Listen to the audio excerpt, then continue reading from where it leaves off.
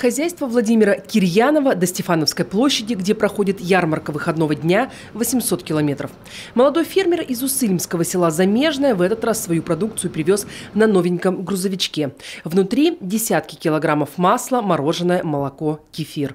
Можем доставлять продукцию летом не мороженое и масло, чтобы оно не растаяло, а зимой, чтобы оно, наоборот, молочная продукция не замерзла, пока до сюда едет. Все эти 800 километров. А вот и то самое знаменитое мороженое. Сегодня в линейке 2 вкуса. Для сыктывкарских сладкоежек из Усыльмского района привезли 5 коробок с лакомством.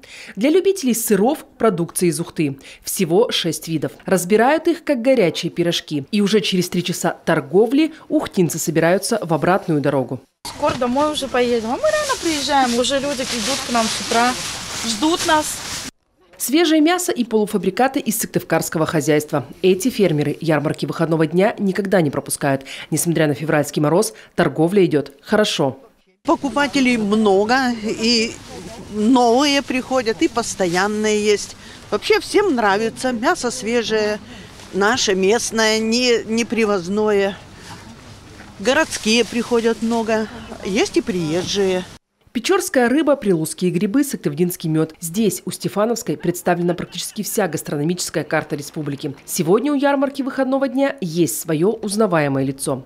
Для торговли организовали специально оборудованные точки.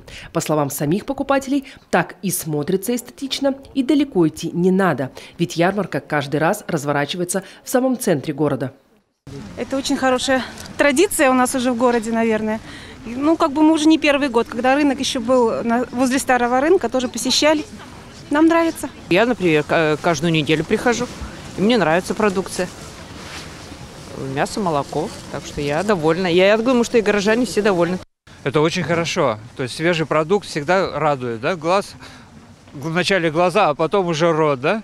Вот. И когда он вкусный, свежий, это очень хорошо. В 2024 году запланировано 185 ярмарок выходного дня. Для жителей региона это прямой доступ к местным товарам без посредников. Для самих сельхозтоваропроизводителей еще одна площадка для реализации своей продукции и прямой контакт с покупателем. Виктория Палкина, Роман Боровиков, телеканал Юрган.